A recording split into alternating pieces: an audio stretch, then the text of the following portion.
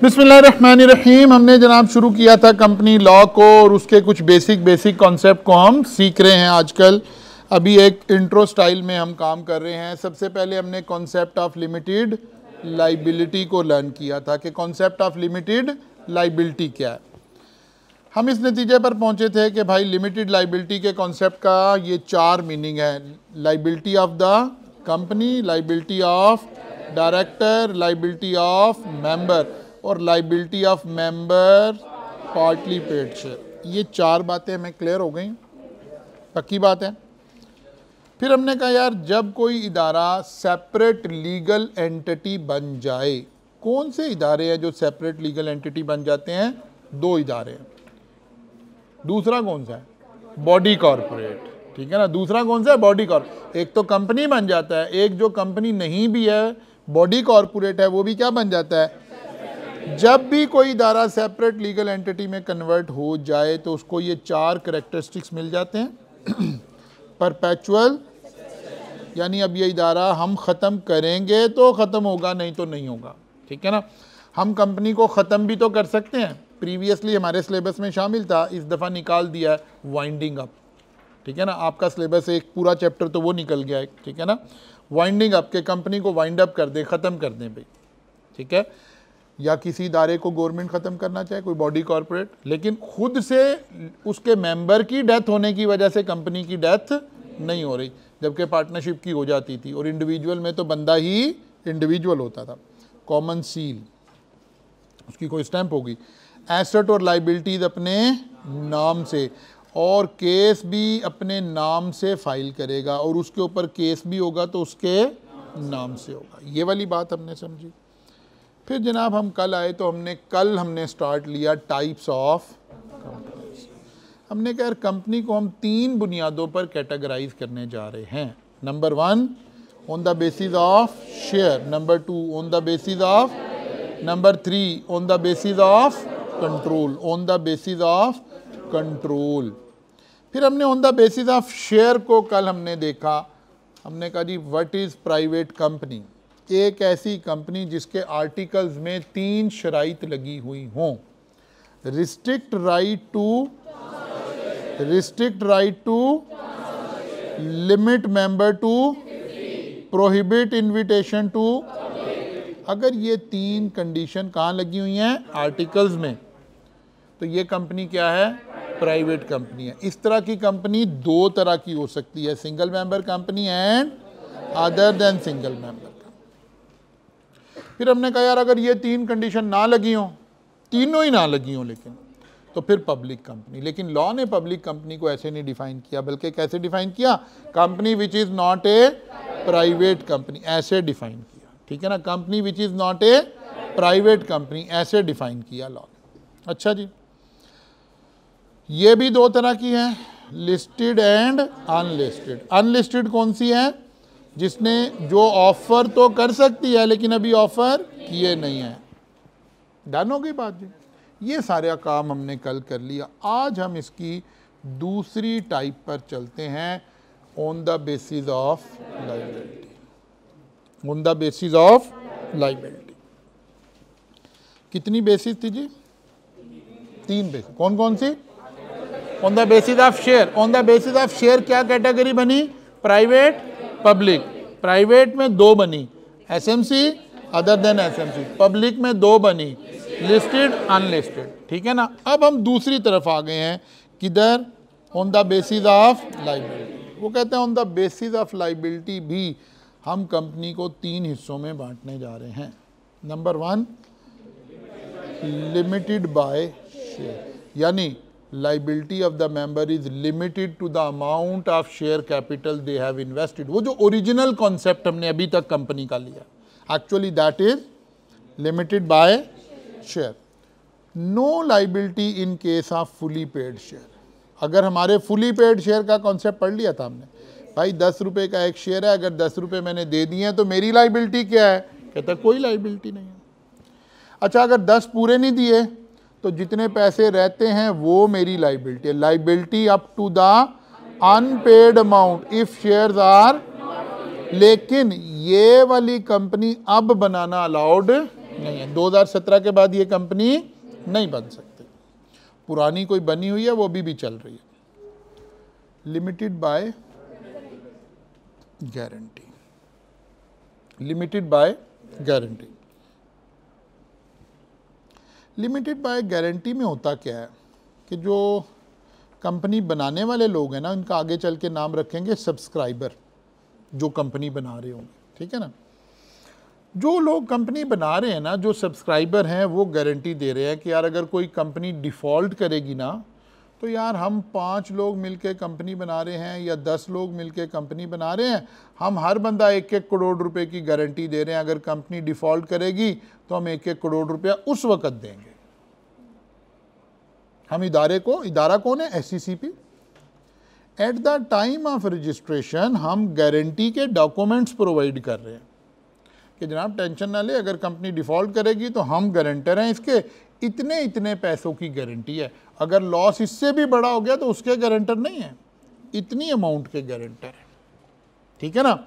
Liability up to the amount agreed, जितनी guarantee देंगे।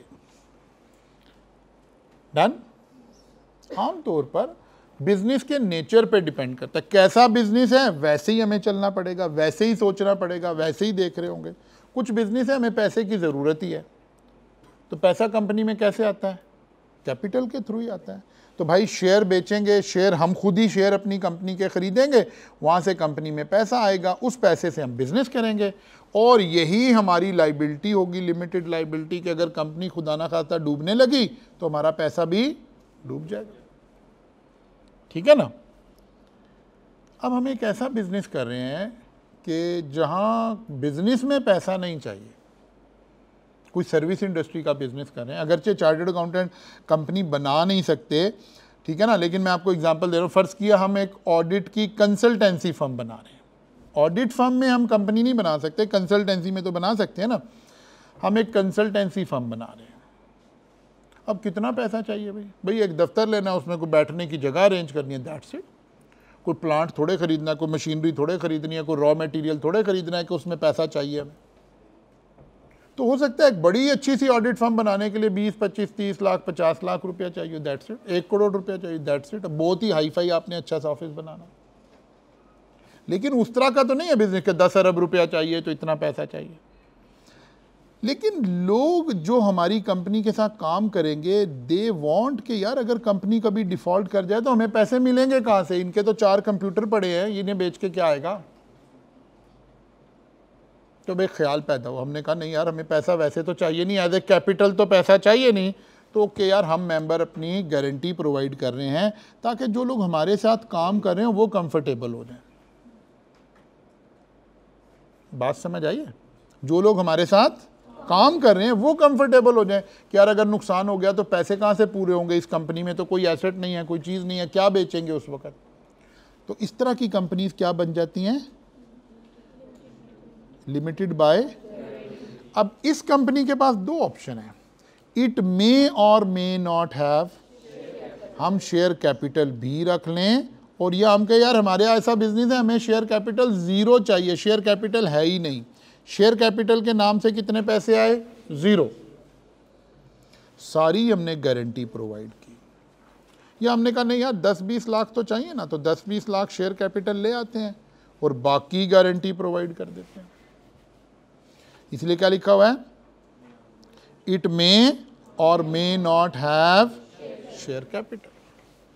अब जब भी गारंटी लिमिटेड का जिक्र हम पूरे कैफ 7 में करेंगे ना, तो हर वक्त जब इसकी बात करेंगे तो 2 लाइनें लिखा करेंगे कि अगर शेयर कैपिटल हो तो कैसे चलना है, ना हो तो कैसे चलना है, क्योंकि ये दोनों तरह की एग्जिस्ट करेगी और यहाँ हमेशा ही शेयर कैपिटल होगा। डन होगी बात। तीसरी टाइप ऑफ कंपनी, वो कहते हैं यार देखो भाई ये तुम दुनिया वालों ने तो बना लिया है कि जी कंपनी डूब गई तो जनाब जितना पैसा मेरा लगा हुआ था मेरा डूब गया, बाकी का कहता बाकी का भाई मैं जिम्मेदार थोड़े हूँ, कंपनी जिम्मेदार है, जाओ कंपनी से ले लो। कंपनी कहाँ है? वो तो फोत हो गई, जाहिर है तो ख़त्म हो गई ना। वो कहता है यार ठीक है, ये बात कंपनी लॉ के लिए तो बहुत अच्छी है, सही है। Limited liability concept is a very good concept for people who are running a company. लेकिन वो कहता है यार अल्लाह को भी तो जान देनी है। हमने यहाँ लॉ ने तो हमें कह दिया कि ठीक है जनाब बाकी पैसे ख़त्म हो गए, तुमने नहीं देने तो कोई नहीं, यहाँ नहीं देंगे तो आखिरत में देंगे जाकर। वो कहते हैं हम ऐसा काम क्यों करें कि हमने आखिरत में लोगों के पैसे देने हो। वो कहते हैं हमारी कंपनी ऐसी बनाओ, अगर हमारी वजह से किसी को नुकसान हो जाए तो आप हमारे प्राइवेट एसेट बेचें, हमारी गाड़ियाँ बेचें, हमारे घर बेचें, लोगों के पैसे यहीं दे दें, कब्र में जाके देने मुश्किल है। इस कंपनी का नाम क्या है? Unlimited life. हमने कंपनी बनाई है, कंपनी का जो रियल दुनियावी फ़ायदा था that is the liability concept, limited liability concept, but वो हमने अपनी विल से क्या कर दिया है? ख़त्म कर दिया है। समझ आइए बात? लेकिन ये बात क्लास में बोलने में बड़ी अच्छी है।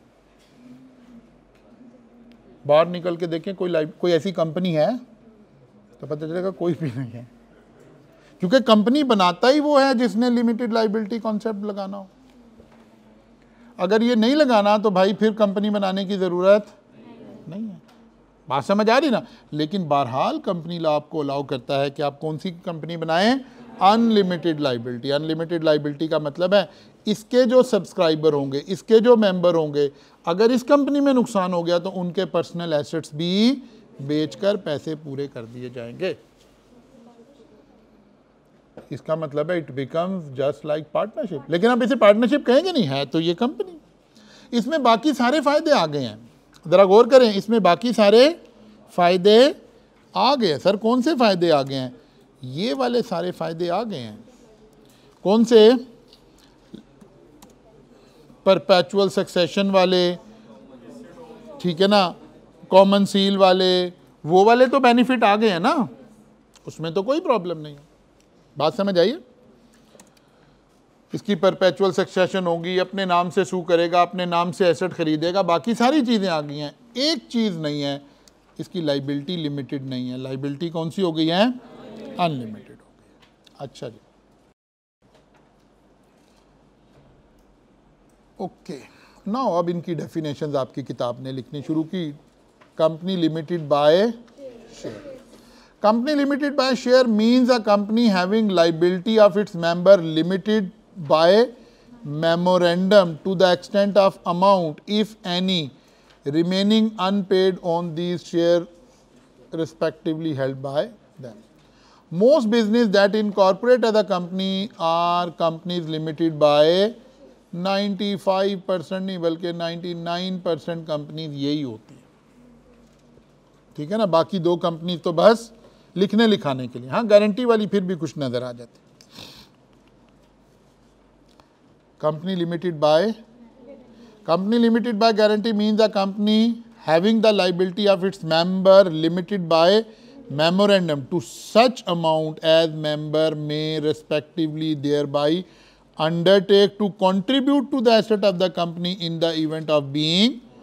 वो कहता है अगर कंपनी वाइंडिंग अप होने लगी तो हम इतने इतने पैसे लेकर आएंगे ताकि लोगों की लाइबिलिटीज़ क्या हो सकें? पे हो सकें। लेकिन ये अमाउंट फिक्स है, अनलिमिटेड में ये अमाउंट फिक्स नहीं है। कंपनी लिमिटेड बाय गारंटी मे और may not have share capital. ठीक हो गई बात जी?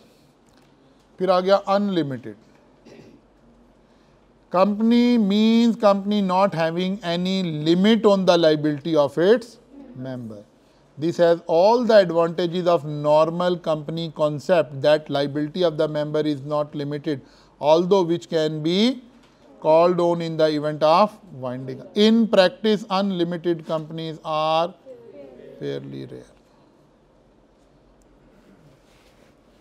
बट लॉ आपको ऑप्शन दे रहा है, आप ऐसी कंपनी भी बना सकते हैं जिसकी लाइबिलिटी क्या होगी?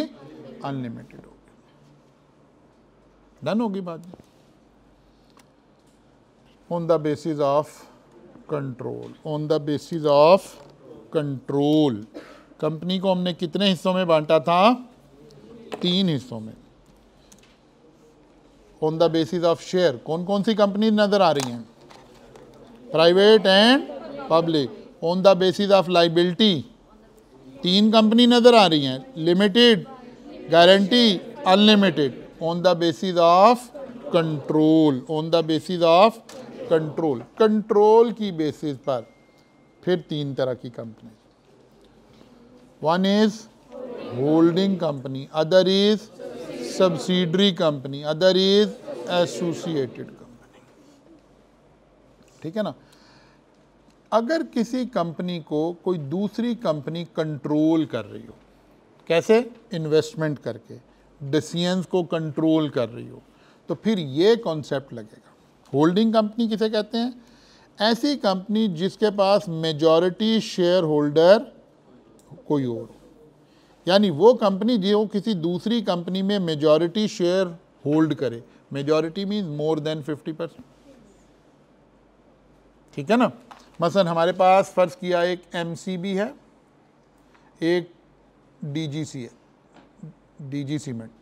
फर्ज करें एमसीबी बैंक ने डीजीसी कंपनी में 71% शेयर रखे हुए हैं, तो हम कहेंगे कि एमसीबी कंपनी क्या है? होल्डिंग कंपनी है डीजीसी सीमेंट की। ठीक है। बस मेजॉरिटी का मतलब है मोर देन 50। एक होल्डिंग कंपनी कब बनती है? या तो प्रैक्टिकली एक्चुअली शेयर मेजॉरिटी में होल्ड करे, या कल मैंने आपको समझाया था control composition of the board of, share नहीं है लेकिन बाय एग्रीमेंट हम कंट्रोल कर रहे हैं। कल वाली बात याद है ना। जैसे हमने कहा था कि पीटीसीएल ने 26% शेयर देकर एतिसलात को कंट्रोल दे दिया था। अब अगर हम शेयर होल्डिंग से चेक करें तो Etisalat is not a holding company, लेकिन अगर हमने उसे कंट्रोल, बोर्ड का कंट्रोल उसे दे दिया, इस एंगल से देखेंगे तो दैट बिकम्स होल्डिंग कंपनी। ठीक है ना। तो ये दो चीज़ों से आता है। मेजॉरिटी शेयर से कंट्रोल खुद ही आ जाता है, लेकिन अगर शेयर पूरे नहीं हैं तो फिर कंट्रोल आप थ्रू एग्रीमेंट भी ला सकते हैं। डन हो गई बात। सब्सिडरी कंपनी कौन सी है? एक ऐसी कंपनी जिसके मेजॉरिटी शेयर दूसरी कंपनी के पास हो या कंट्रोल दूसरे के पास हो। जाहिर है जब एक कंपनी होल्डिंग बनेगी तो ऑटोमेटिकली दूसरी क्या बनेगी? सब्सिडरी बनेगी। ठीक है ना। बाद दफ़ा हम कहते हैं होली ओन्ड सब्सिडरी, सारे ही शेयर हमारे पास हैं। किसी पर्पज़ के लिए हमने एक अलग कंपनी बनाई है, एक नई कंपनी बनाई है। ठीक है ना। जैसे बाद दफ़ा आपने जब टैक्स पढ़ा ना तो आपने टैक्स एग्जेम्पशन देखी। लॉ कहता है यार इस कंपनी को टैक्स एग्जेम्प्ट होगा लेकिन एग्जिस्टिंग कंपनी को नहीं हम अलाउ करेंगे। पढ़िए ना इस तरह की प्रोविजन टैक्स में। हमने कहा अच्छा यार ये एग्जेम्पशन भी मिल रही है कि आईटी की कंपनी नई बने तो उसको ये फ़ायदा होगा, लेकिन अगर हम आईटी का बिजनेस अपनी कंपनी में करेंगे तो फिर तो नहीं होगा। हमने कहा हम एक आईटी की कंपनी बनाते हैं और उसके सारे शेयर हम खुद ही होल्ड कर लेते हैं, तो क्या बन जाएगी? Holi owned subsidiary. ठीक है ना। Holi owned subsidiary. Associated company, actually तो इसको लेटर स्टेज पर डिस्कस करेंगे। ठीक है ना। आगे इसका पूरा एक चैप्टर आएगा, लेकिन अभी मैं समझा देता हूँ आपको थोड़ा सा। 50% एंड अबव शेयर चले जाएं तो कंपनी क्या बन जाती है? होल्डिंग एंड सब्सिडरी का रिलेशन आ जाता है। अगर इससे कम हो, 20 से ज़्यादा और 50 से कम हो तो एसोसिएटेड कंपनी बन जाती है। ठीक है ना। 20% से ज़्यादा और 50 से कम, यानी एक एसोसिएटेड कंपनी हमारी फ्यूचर की सब्सिडरी हो सकती है कि हम थोड़े थोड़े पैसे इन्वेस्ट करते जा रहे हो। पहले तो हमने 5% इन्वेस्टमेंट की, ये कोई, इसका कोई भी नाम नहीं है, बस ठीक है इन्वेस्टमेंट है। फिर हमने और कर दी करते करते करते अब 21% शेयर हमारे हो गए। अब इसका एक नाम रख दिया। ये कौन सी कंपनी है? हमारी एसोसिएटेड कंपनी है। अब हम आहिस्ता आहिस्ता और शेयर खरीदते जा रहे हैं। अभी ये एसोसिएटेड ही है। एक दिन हमने 51% शेयर ले लिए, अब ये हमारी सब्सिडरी बन गई है। हम फिर जो शेयर मिल रहा है खरीदी जा रहे हैं। एक वक्त आया हमने सारे ही शेयर खरीद लिए, ये हमारी होली ओन्ड सब्सिडरी बन गई है। ठीक है ना। किसके एंगल से बात हो रही है? इसके एंगल से बात हो रही है। पहले ये इसकी एसोसिएटेड कंपनी थी, फिर ये इसकी सब्सिडरी बन गई। बात समझ आ रही ना। इसका और इसका रिलेशन है। अगर रिलेशन 50% से अबव चला जाए तो उसको होल्डिंग सब्सिडरी रिलेशन कह रहे हैं। अगर 20 से और 50 के दरमियान है तो उसे एसोसिएटेड एंड होल्डिंग का रिलेशन कह रहे हैं। ठीक है ना। एसोसिएटेड कंपनी बन गई। अब इनकी डेफिनेशन आ गई। सब्सिडरी कंपनी और subsidiary in relation to any other company means a company in which holding company control the composition of the board, या वही 1/2 से ज़्यादा सिक्योरिटीज आ, दो वजह से ही आते हैं ना कंट्रोल, या तो एग्रीमेंट की वजह से या शेयर की वजह से। शेयर आ गए तो फिर तो एग्रीमेंट की ज़रूरत ही नहीं है, फिर तो जब आप इजलास बुलाएंगे आपकी मेजॉरिटी होगी, जो आप चाहेंगे वही अप्रूव होगा। हर इजलास में ऐसे ही होना ना। वो देखें ना, पीटीआई ने कल डंके की चोट पे अपना वज़ीर आला चेंज करने का ऐलान कर दिया ना, बिकॉज उन्हें पता है उनकी वहाँ मेजॉरिटी है, जो नया बंदा लाएंगे भाई वही आएगा ना। और अगर ये होते 2-3 बंदे उधर और 2 उधर होने का ख़तरा होता तो ये रिस्क कभी भी ना ले रहे होते, ठीक है ना। अब जब आपकी मेजॉरिटी है, 51% शेयर आपके हैं किसी कंपनी में, तो जब मीटिंग होगी उस पर जो डिसीजन होगा आप ही मेजॉरिटी में होंगे ना, अगर आपके अंदर लोटे नहीं बैठे हुए तो, ठीक है ना। तो फिर वही वाली बात है कि या तो 50% से अबव आ गया फिर तो मसला हल ही हल है, लेकिन ये कंट्रोल की वजह से भी होता है। कंट्रोल द कंपोजिशन का मतलब है, ब्रैकेट में लिख लें हाफिज साहब। समझ आ रही है ना, यानी शेयर पूरे भी ना हो तो आप कंट्रोल कर सकते हैं, कोई हाफिज आपके साथ होना चाहिए। लगी है कि नहीं, ये एग्रीमेंट की बात हो रही है, कंपनी में एग्रीमेंट की बात हो रही है। थ्रू प्रोफेशनल एग्रीमेंट हमने पीटीसीएल का कंट्रोल एतिसलात को दे दिया, मेजॉरिटी नहीं थी, ठीक है।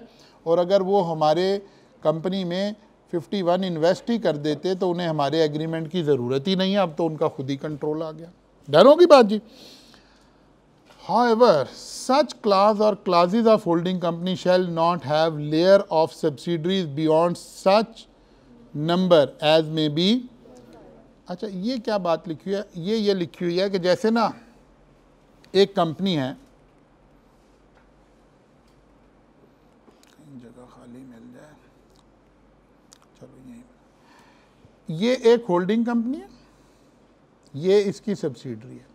सब्सिडरी खुद किसी और की होल्डिंग हो सकती है, बिल्कुल हो सकती है ना, वो आगे किसी और की होल्डिंग हो सकती है। वो कहते हैं यार लॉ को ये भी इजाज़त है कि हम ये चेन आपको बता दें कि यार इस तरह चलते चलते ज़्यादा से ज़्यादा कितनी कंपनीज आ सकती हैं इस लेयर में। लॉ ने अपने पास एक इख्तियार रख लिया कि मैंने एक कंपनी बनाई, फिर उसके नीचे एक सब्सिडरी बनाई, फिर अगली इस सब्सिडरी के नीचे एक सब्सिडरी बनाई, फिर इसके नीचे एक सब्सिडरी बनाई। वो कहता है लॉ चाहे तो किसी क्लॉजेज कंपनी को फिक्स कर सकता है कि ये लेयर कहाँ तक जा सकती है, लेकिन ये एक प्रोविज़न है, अभी कोई ऐसी बात लिखी हुई नहीं है। लॉ ने एक प्रोविज़न ले ली कि यार 5 से ज़्यादा कंपनीज नहीं हो सकती, 10 से ज़्यादा नहीं हो सकती, 50 से, जब कभी ज़रूरत पड़ेगी तो अप्लाई कर देंगे। डन होगी बात जी। अच्छा जी, फिर एक डेफिनेशन आ गई, holding company. Holding company means a company which is another companies holding company but only if that other company is it's subsidiary. कहता है अगर कोई कंपनी मेरी सब्सिडरी हो जाए तो मैं खुद ही क्या बन गया, होल्डिंग बन गया। होल्डिंग बनने के लिए क्या ज़रूरी था, या 50% से ज़्यादा शेयर या कंट्रोल एग्रीमेंट, ठीक होगी बात। Wholly owned subsidiary, wholly owned subsidiary, a company shall be deemed to be wholly owned subsidiary of another company or statutory body if all shares are owned by that other company or statutory body. State bank अपने अंडर कोई एक company बनाए, फर्ज किया foreign exchange के लिए उसे कोई एक कंपनी बनानी पड़ रही, तो सारे शेयर स्टेट बैंक ही अपने पास रख ले, तो वो क्या बन गई, स्टेट बैंक की होली ओन्ड सब्सिडरी बन गई। निशात मिल ने अपने अंडर कोई एक काम शुरू करना है और उन्होंने कहा यार एक कंपनी बनाओ, सारे शेयर निशात मिल के पास ही होंगे, तो ये कंपनी क्या बन गई, होली ओन्ड सब्सिडरी बन गई। डन होगी बात जी। तो होल्डिंग और सब्सिडरी का रिलेशन हमें समझ आया, दो वजह सकता है, एक और दूसरा कंट्रोल, ठीक है।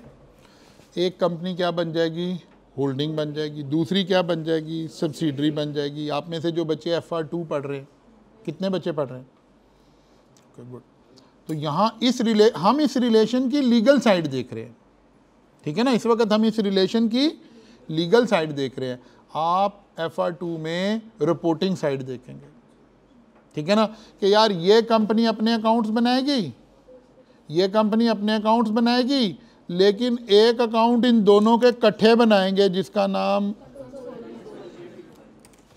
समझ आ रही आपका मेजर पोर्शन सिलेबस का कंसोलिडेशन का ही है ना। यहाँ पर FR2 में कितने चैप्टर है?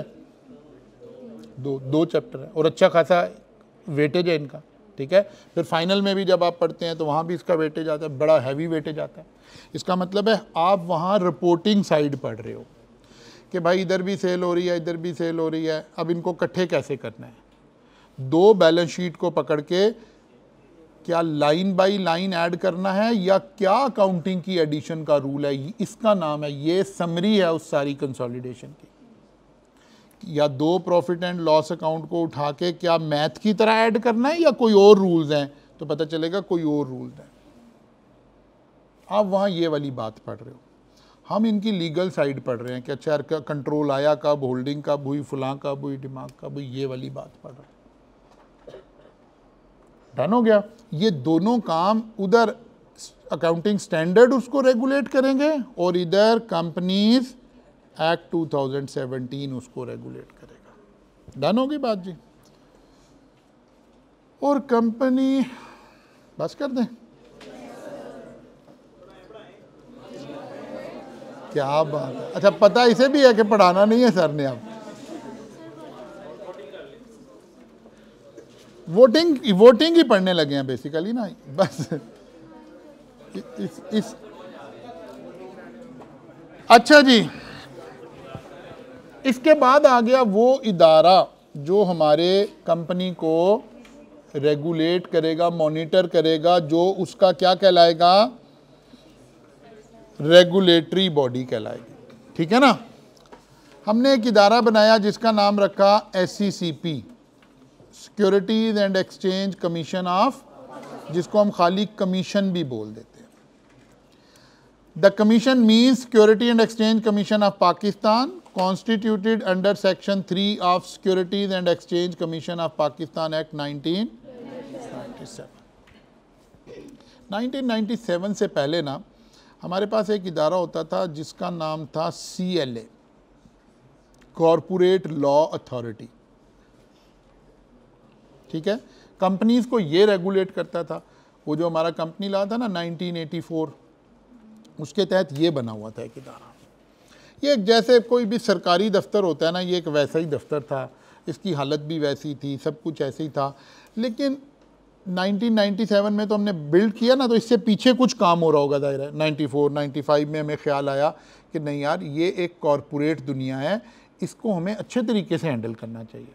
तो एक नया इदारा बनाया जिसका नाम SECP रखा। वहाँ सब पढ़े लिखे लोग हायर कर लिए गए, chartered accountant, cost and management accountant, इस तरह के लोग हायर किए गए।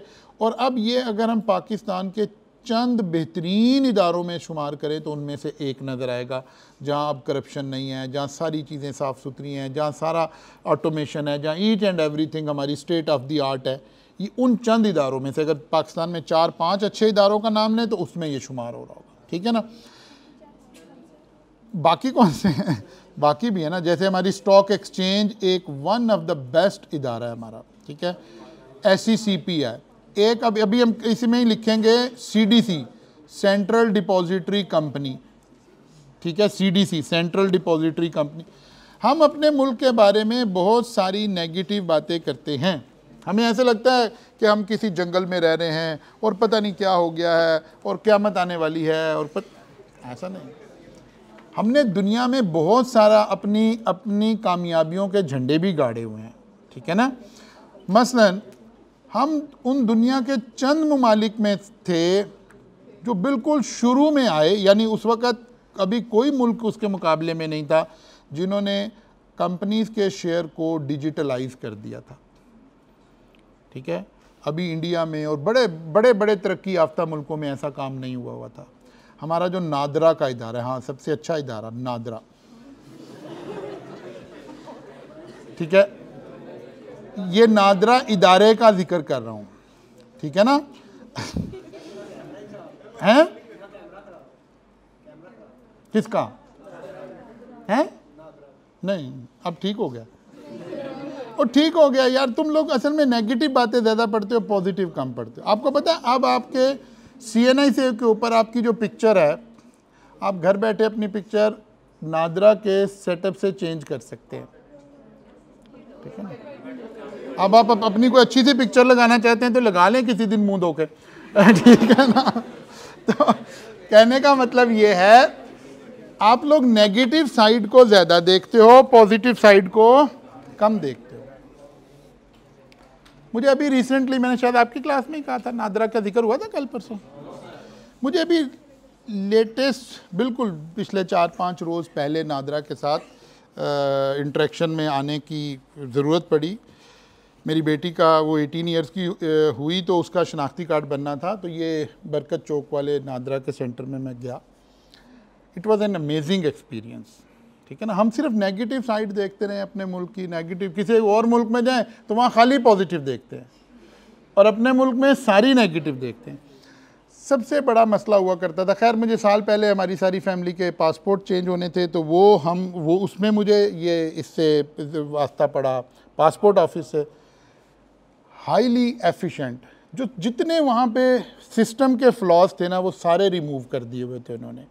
बगैर, हमेशा पासपोर्ट बनवाने से पहले देखना पड़ता था कौन बंदा है जो वहाँ पे हमें ज़रा एंटरटेन करवा दे, कोई रेफरेंस, कोई चीज़। किसी रेफरेंस की ज़रूरत नहीं, आप जाएं अगले आधे घंटे में आपका पासपोर्ट बन जाएगा। किसी रेफरेंस की ज़रूरत नहीं, कोई वहाँ रिश्वत नहीं चल रही, कोई लाइन नहीं लगी हुई, कुछ नहीं लगा हुआ। अब मैं आपको बताता हूँ, मैं अभी पिछले वीक गया नादरा के ऑफिस, मुझे बेटी का शनाख्ती कार्ड बनवाना था। खैर मैं एक रेफरेंस से गया तो वो, लेकिन अल्लाह ने जब कोई काम आपसे करवाना हो ना तो अल्लाह ये रास्ते वैसे ही कर देता है। जिस बंदे ने मुझे, मेरा रेफरेंस था, मैंने उसे वहाँ पहुँच के कॉल की तो कहता सर मैं तो अभी बाहर निकला हूँ, कोई 20 मिनट तक आ रहा हूँ, फिर मैं, आप बैठें तो मैं 20 मिनट में आ रहा हूँ। तो मैंने बेटी से कहा यार वो 20 मिनट में आएगा, चलो खुद तो देखते हैं हो क्या रहा है।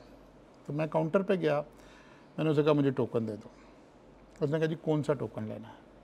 मुझे पता चला दो कोई कैटेगरी है। मैंने पूछा कौन सी कैटेगरी है, कहता एक नॉर्मल है एक एग्जेक्टिव है। मैंने कहा आप एग्जेक्टिव दे दो। उसने मुझे टोकन दे दिया। मैं टोकन लेके आगे चला तो पता चला मेरे से पहले कोई 250 लोग बैठे हुए हैं क्यू में, तो मेरा 250वां नंबर है। तो बेटी मेरी कहते कि पापा ये एग्जेक्टिव में 250वां नंबर आया है। अच्छा, मुझे भी शक हुआ कि कोई टोकन गलत आ गया। मैं दोबारा उसके पास आया, मैंने कहा आपने मुझे कौन सा टोकन दिया है।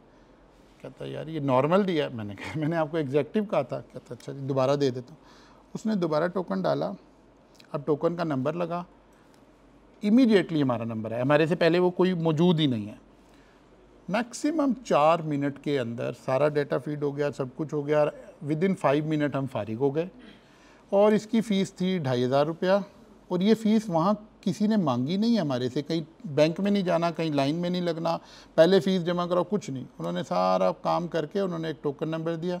मैं कहा सर इसके अगेंस्ट आप जाके जायज़ कैश जैसे भी अगले 10 दिनों में ये फ़ीस जमा करा दें, आपका प्रोसेस मुकम्मल हो गया। सबसे बड़ा फ्लॉ पहले आता था, आप बैंक में जी नेशनल बैंक में ही फ़ीस जमा होनी है और वहाँ लाइनों में लगे हुए और पागलों की तरह सारा कुछ चल रहा है। कहीं कोई पॉजिटिव चेंज है उसे भी अप्रिशिएट करना चाहिए, ठीक है ना। तो इसलिए भाई जिसका शनाख्ती कार्ड नहीं बना जाके बनवा लो ठीक है।